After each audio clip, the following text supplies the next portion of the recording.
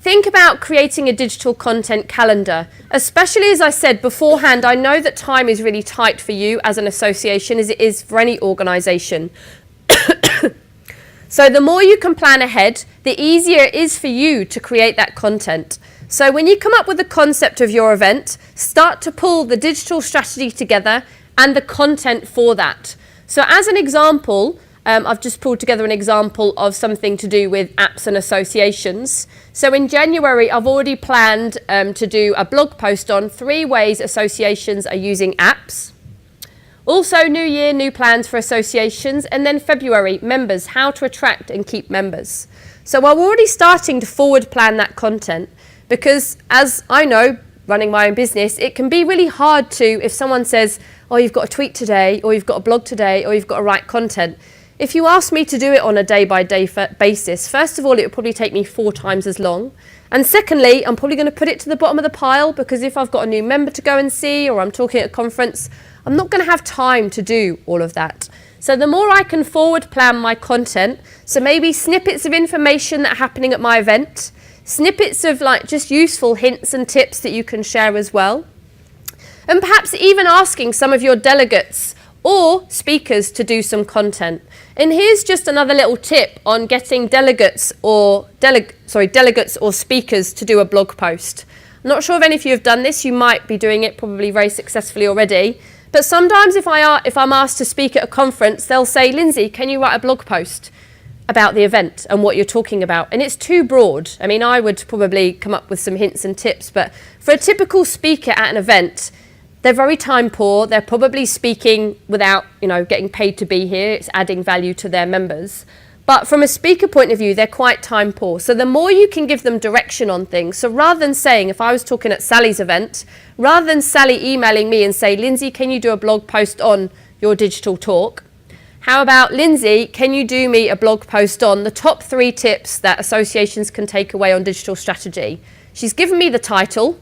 I know my industry, hopefully, so I can whip it out in 10 minutes. And I'm going to do it because I know it's going to be helpful to my company overall. So the more you can direct your delegates or the more you can direct your speakers to provide content, the better. But try and make it as easy as possible for them. So try to say to them, here's the blog title. Maybe just do 3 or 4 bullet points. If you want to do it in video content, then great, we don't mind. Or if you want to do it in a podcast, great.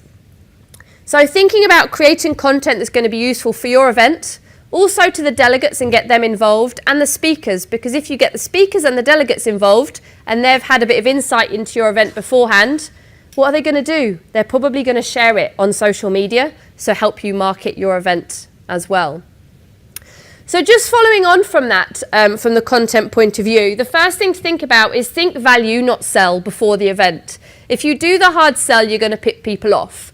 The more you can think about snippets of what they're going to take away from the event, maybe some hints and tips beforehand. During, lots of people who haven't been able to make your event, they can follow the hashtag. And also tweet on the day and encourage others today. With the Congress that we're here today and yesterday, they've put the hashtag in a number of places. I thought it was on here, but it isn't. But I've seen it in lots of other places. So it's encouraging you to tweet. It was on the welcome door as we came in. And then after, there's lots of value. You can continue that conversation. And it might be that you get some of the speakers to put some of the content on social media. So as an example, you've got the ACCA here. They've had a conference and they've now asked one of their members is going to be hosting a Q&A session on Facebook. So you can take it from traditional event onto online event as well. And by taking the conversation after the event, you can encourage people to rebook. So if it's another event next year, you can provide them with an offer, or you can ask them what their feedback is for the event as well. Being social, the thing on social, which I've already touched on a few times today, is actually it's about two-way conversation. If you just use social media to sell, you're not going to get much engagement. However, if you listen to people and also tell them that you're on social media, you can have a lot more success on social media. So make sure that your social channels are all on the homepage of your website, on every key page of your website as well. So if you have an events page, make sure all your social media buttons are there and the hashtag as well. If people are booking their space, make sure you ask them for their Twitter account. Maybe they're one for them personally as Sally or for the Design Association. Because what you can then do is you can go and follow them, and also maybe you can go and ask them a question of, Sally, what are you looking, sorry to keep picking on you, Sally. Sally, what are you looking forward to for your event that you're coming to next week? Yes, it does take time, but Sally's much more likely to engage with you on social media than she is if you just ignore her and don't take that into account.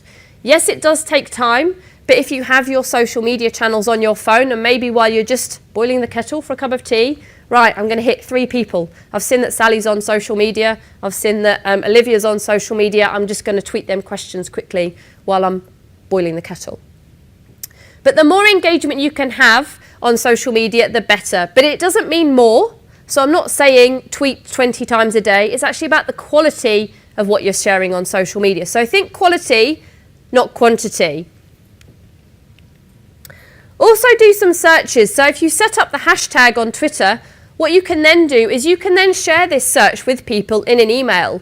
So we could be emailing Sally and saying, Sally, we really look forward to seeing you next week. See what other people are saying on social media already. You don't just tell them the hashtag, you link to it. So you link to it and she can then see the conversations that are happening at your event already.